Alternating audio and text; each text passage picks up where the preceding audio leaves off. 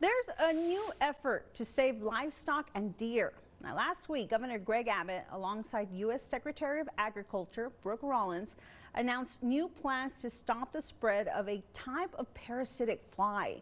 The species of fly, once nearly eradicated in the U.S., is seeing a comeback in Central America. Our Eric Henriksen tells us how these tiny creatures could cost the state billions of dollars.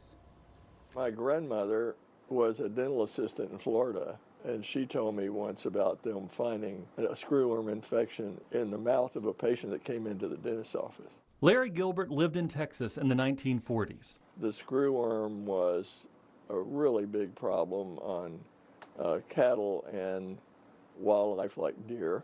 Today, the UT Austin biology professor and faculty director at the Brackenridge Field Lab looks at the tiny creatures. This box is species in the same genus of the screwworm fly. In the 1960s, screwworms, a type of fly, were mostly eradicated from the U.S. They irradiate the flies and sterilize the males.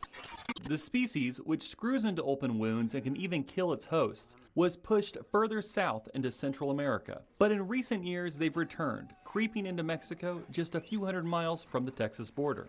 This can result in billions of dollars of losses a year. In June, Governor Greg Abbott announced a new response team designed to prevent the spread of screwworms. Friday, the governor joined U.S. Secretary of Agriculture Brooke Rollins, announcing a plan to prevent screwworms from spreading north and killing off cattle and deer. Today, we are announcing USDA will invest and build a domestic sterile fly production facility in Edinburgh, Texas. The facility will breed 300 million sterile flies a week. The Trump administration will also invest in new tech to fight the screwworms, as well as work with Mexico to track the species. We've got a lot of data to collect. We've got a lot of work to do, but we have to protect our cattle industry and our beef industry in this country. Professor Gilbert worries less about cattle and more about deer.